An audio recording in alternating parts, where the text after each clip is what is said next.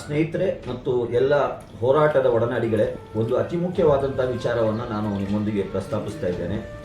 December 19ನೇ ತಾರೀಕು ನಮ್ಮ ರಾಜ್ಯ ರಾಜಧಾನಿ ಬೆಂಗಳೂರಿನಲ್ಲಿರುವಂತಹ ಕೋಗಿಲು ಬಡಾವಣೆಯ ಫಕೀರ್ ಲೇಔಟ್ ಮತ್ತು ವಸೀಂ ಲೇಔಟ್ನಲ್ಲಿ ಬೆಳಗ್ಗೆ ಅಂದರೆ 4 ಗಂಟೆ ಬೆಳಗಿನ ಜಾವ JCBಗಳ ಸದ್ದು ಮಾಡಿತ್ತು. ಯಾವ UPಯಲ್ಲಿ ನಾವು ಅದನ್ನು ಕೇಳ್ತಾ ಇದ್ವಿ, ಕರ್ನಾಟಕದಲ್ಲಿ ಕಾಂಗ್ರೆಸ್ ಆಡಳಿತ ಇರುವಂತಹ ಸಿದ್ದರಾಮಯ್ಯ ನೇತೃತ್ವದ ಸರ್ಕಾರದ ಅವಧಿಯಲ್ಲಿ ಅಲ್ಲಿ ವಾಸವಾಗಿದ್ದಂತಹ ಕಡು ಬಡವರು, ಅತಿ ಹಿಂದುಳಿದಂಥವರು, ಬಡವರು ವಾಸವಾಗಿದ್ದಂತಹ ಗುಡಿಸಲುಗಳ ಸುಮಾರು 300ರಿಂದ 400 ಮನೆಗಳನ್ನು ನೆಲಸಮ ಮಾಡಿರುವಂತಹ ಘಟನೆ ನೀವೆಲ್ಲ ಮಾಧ್ಯಮದಲ್ಲಿ ನೋಡಿರ್ತೀರಾ. ಆ ಸಂದರ್ಭದಲ್ಲಿ ಸ್ಥಳೀಯ SDP ಕಾರ್ಯಕರ್ತರು ಆ ಪೊಲೀಸ್ ಅಫಿಷಿಯಲ್ಗಳನ್ನ ಮತ್ತು GBA ಅಥಾರಿಟಿಗಳನ್ನ ಪ್ರಶ್ನೆ ಮಾಡಬೇಕಾದ್ರೆ ಅವರ ಬಳಿ ಯಾವುದೇ ಆನ್ಸರ್ ಇರಲಿಲ್ಲ. ಅಲ್ಲಿಯ ನಿವಾಸಿಗಳ ದಾಖಲೆಗಳನ್ನು ಪರಿಶೀಲನೆ ಮಾಡಬೇಕಾದ್ರೆ 30 ವರ್ಷಗಳಿಂದ ವಾಸವಾಗಿದ್ರು. ಅವರ ಹತ್ರ ಆಧಾರ್ ಕಾರ್ಡ್ ಇತ್ತು, ಅವರ ಹತ್ರ ವೋಟರ್ ಐಡೆಂಟಿ ಕಾರ್ಡ್ ಇತ್ತು, ಅವರ ಹತ್ರ ರಾಷನ್ ಕಾರ್ಡ್ ಇತ್ತು, ಮತ್ತು ವಿಶೇಷವಾಗಿ ಅವರು ವಾಸವಾಗಿದ್ದಂತಹ ಮನೆಗಳಂತ ಹೇಳಲಿಕ್ಕಾಗಲ್ಲ, ಸಣ್ಣ ಗುಡಿಸಲುಗಳಿಗೆ ಕರೆಂಟ್ ಕನೆಕ್ಷನ್ ಕೂಡ ಇತ್ತು, ಅದಕ್ಕೆ NOC ಕೂಡ ಪಡ್ಕೊಂಡಿದ್ರು. 30 ವರ್ಷಗಳಿಂದ ವಾಸವಾಗಿದ್ದ ನಿರಾಶ್ರಿತರಿಗೆ, ಆ ನಿವಾಸಿಗಳಿಗೆ ಯಾವುದೇ ಮುನ್ಸೂಚನೆ ನೀಡದೆ ಏಕಾಏಕಿ ಬುಲ್ಡೋಸರ್ನ ಮುಖಾಂತರ ಆ ಮನೆಗಳನ್ನು ಧ್ವಂಸ ಮಾಡಿ ಈ ಕೊರೆಯುವಂತಹ ಡಿಸೆಂಬರ್ನ ಚಳಿಯಲ್ಲಿ ಅವರಿಗೆ ಯಾವುದೇ ಶೆಲ್ಟರ್ ಅನ್ನ ನೀಡದೆ ಅವರಿಗೆ ಪರ್ಯಾಯ ವ್ಯವಸ್ಥೆಯನ್ನು ಕಲ್ಪಿಸಿದೆ ಏನು ಸಿದ್ದರಾಮಯ್ಯ ಸರ್ಕಾರದ ಅಧಿಕಾರಿಗಳು ದೌರ್ಜನ್ಯವನ್ನು ಎಸಗಿದ್ರು. ಅದರ ವಿರುದ್ಧ ಹಲವಾರು ಪ್ರಗತಿಪರ ಸಂಘಟನೆಗಳು, ಮಾನವ ಹಕ್ಕು ಹೋರಾಟಗಾರರು, ವಿವಿಧ ಸಂಘ ಸಂಸ್ಥೆಗಳು ಅದರ ವಿರುದ್ಧ ಧ್ವನಿ ಎತ್ತಿದ್ವು. SDP ಕೂಡ ಅದರ ವಿರುದ್ಧ ಧ್ವನಿ ಎತ್ತಿತ್ತು.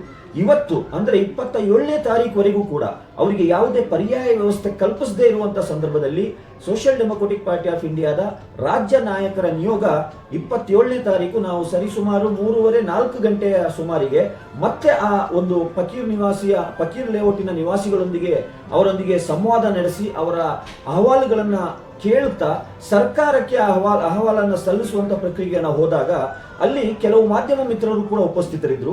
ಅವರೊಂದಿಗೆ ಮಾತನಾಡುತ್ತಾ ಸಿದ್ದರಾಮಯ್ಯ ಸರ್ಕಾರ ಮತ್ತು ವಿಶೇಷವಾಗಿ ಆ ಕಾನ್ಸ್ಟಿಟ್ಯೂನ್ಸಿಯ MLA ಮತ್ತು ಕಂದಾಯ ಸಚಿವರಾದ ಕೃಷ್ಣ ಬೈರೇಗೌಡರವರಲ್ಲಿ ನಾವು ಆಗ್ರಹ ಮಾಡ್ತಾ ಇದ್ದೀವಿ ಏನಂದ್ರೆ, ಒಂದು ವೇಳೆ ಆ ನಿರಾಶ್ರಿತರು ಅಕ್ರಮವಾಗಿ ಮನೆ ಕಟ್ಕೊಂಡಿದ್ರೆ ಅವರಿಗೆ 30 ವರ್ಷಗಳಿಂದ ಯಾಕೆ ನೀವು ಅದನ್ನ ಅಲ್ಲಿಂದ ಒಕ್ಕಲೆಬ್ಬಿಸಲಿಲ್ಲ?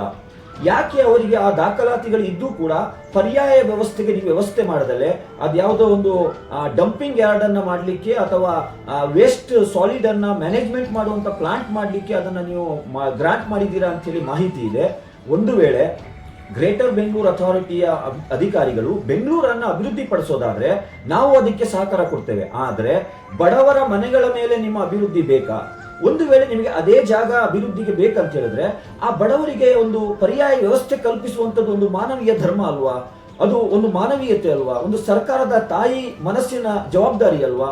ಇದನ್ನ ಪ್ರಶ್ನೆ ಮಾಡ್ತಾ ಇರಬೇಕಾದ್ರೆ ಇವತ್ತು ಕೂಡ ಪೊಲೀಸ್ ಬಲವನ್ನ ಉಪಯೋಗಿಸಿ ನಮ್ಮನ್ನ ಮಾಧ್ಯಮಗಳಿಗೆ ಹೇಳಿಕೆ ನೀಡಲಿಕ್ಕೂ ಕೂಡ ಅವಕಾಶ ಕೊಡದೆ ನಮ್ಮ ಹಲವು ಕಾರ್ಯಕರ್ತರನ್ನು ಬಂಧನವನ್ನ ಮಾಡಿದ್ರು. ಆದ್ರೆ ನಾವು ಆ ಹೋರಾಟದಿಂದ ಹಿಂದೆ ಸರಿಲಿಲ್ಲ.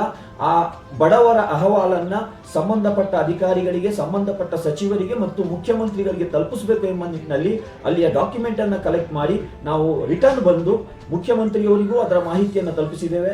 ಸಂಬಂಧಪಟ್ಟ ಇಲಾಖೆ ಮತ್ತು ಸಂಬಂಧಪಟ್ಟ ಸಚಿವರ ಗಮನಕ್ಕೂ ತರಬೇಕಾದ್ರೆ ಇವತ್ತು ಸಿದ್ದರಾಮಯ್ಯನವರು ಒಂದು ಘೋಷಣೆಯನ್ನ ಮಾಡ್ತಾರೆ, ನಾವು ಅವರಿಗೆ ನಿರಾಶ್ರಿತರಿಗೆ ಪರ್ಯಾಯ ವ್ಯವಸ್ಥೆಯನ್ನು ಕಲ್ಪಿಸ್ತೇವೆ. ಆದರೆ ಇದು ಕೇವಲ ಒಂದು ರಾಜಕೀಯ ಹೇಳಿಕೆಯಾಗಿರಬಾರದು, ಇದು ಕಾರ್ಯರೂಪಕ್ಕೆ ಬರಬೇಕು.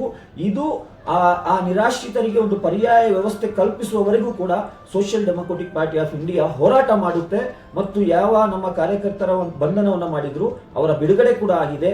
ಹಾಗಾಗಿ ಅಲ್ಲಿ ಏನ್ ನಡೀತು ಎಂಬುದರ ಬಗ್ಗೆ ಹಲವರಿಗೆ ಮಾಹಿತಿ ಇಲ್ಲ. ನಾವು ಹೋಗಿದ್ದು ಆ ನಿರಾಶ್ರಿತರ ಅಳಲನ್ನು ಕೇಳಲಿಕ್ಕೆ, ಅವರ ನೋವನ್ನ ಕೇಳಲಿಕ್ಕೆ. ಸಣ್ಣ ಸಣ್ಣ ಮಕ್ಕಳಿದ್ದಾವೆ, ಗರ್ಭಿಣಿ ಮಹಿಳೆಯರಿದ್ದಾರೆ, ಅದೇ ರೀತಿ ಬಾಣಂತಿ ಮಹಿಳೆಯರಿದ್ದಾರೆ. ಅವರೆಲ್ಲರಿಗೂ ಕೂಡ ಆ ಕೊರೆಯುವ ಚಳಿಯಲ್ಲಿ ನೀವು ಬಿಟ್ಟಿದ್ದೀರಲ್ಲ, ನಿಮಗೆ ಒಂದು ಚೂರಾದ್ರೂ ಕನಿಷ್ಠ ಮಾನವೀಯತೆ ಇಲ್ವಾ? ಇದೇನು ಯೋಗಿ ಸರ್ಕಾರ ಕರ್ನಾಟಕದಲ್ಲಿ ಆಡಳಿತದಲ್ಲಿ ಇದೆಯಾ? ಇದು ಪ್ರಜಾಪ್ರಭುತ್ವ ಅಲ್ವಾ? ಅಥವಾ ಇದೇನು ಆಟೋಕ್ರಸಿ ನೀವು ನಡೆಸ್ತಾ ಇದ್ದೀರಾ?